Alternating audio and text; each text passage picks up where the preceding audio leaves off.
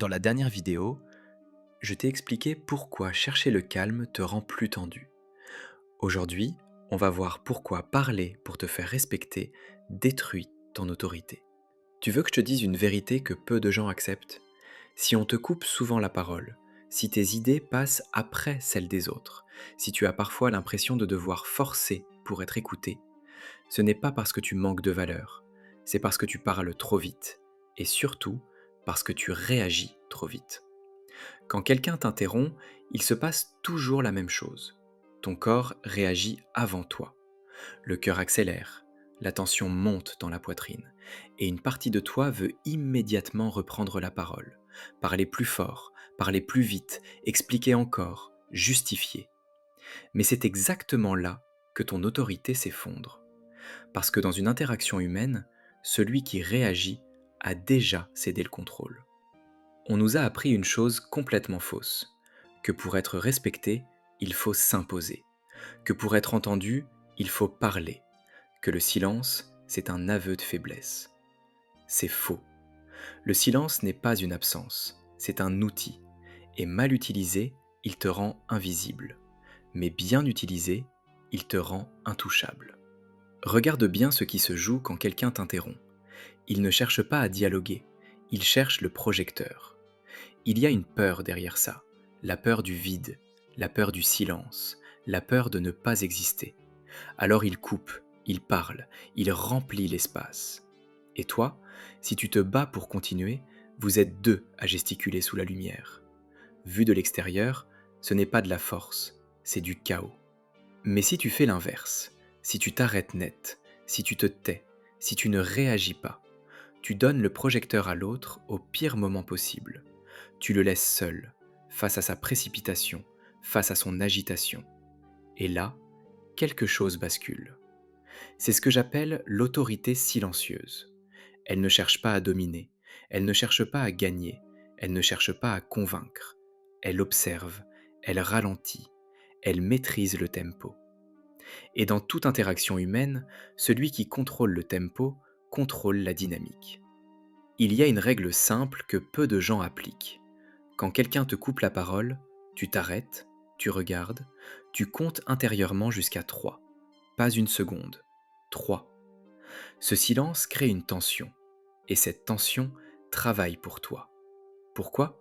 Parce que l'autre s'attend à une réaction, une défense, une attaque, une justification, mais il ne reçoit rien. Et l'être humain déteste le vide qu'il ne contrôle pas. Alors il parle encore, il s'explique, il se trahit. Et toi, tu n'as toujours rien fait.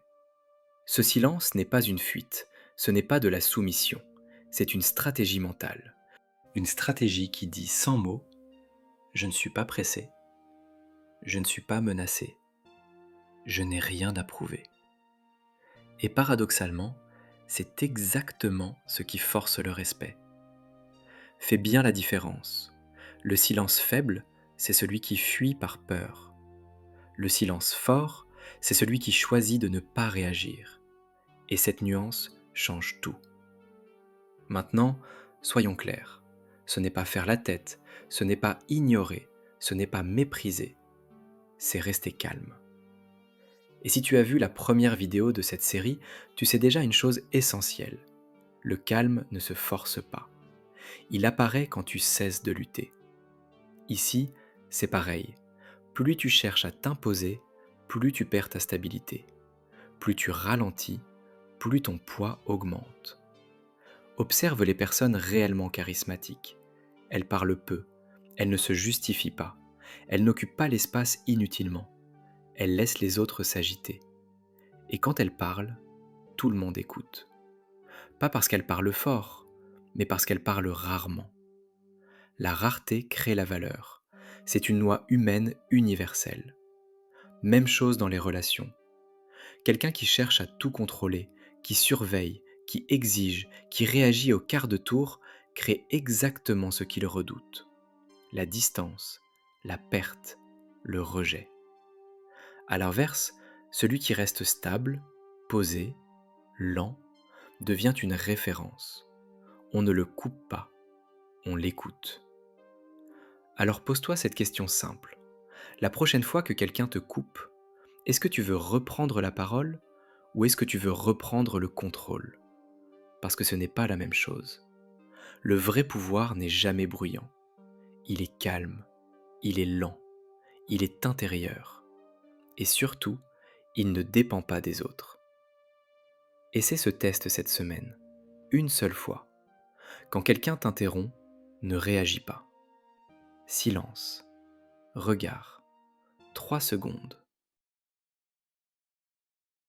Puis, seulement après, tu reprends calmement là où tu t'étais arrêté, sans agressivité, sans justification, comme si l'interruption n'avait jamais existé. Observe ce qui se passe.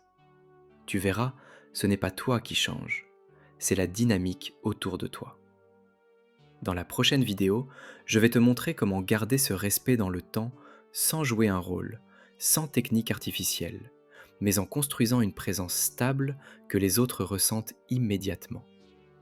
Parce que le silence te donne le respect, mais l'identité le rend durable.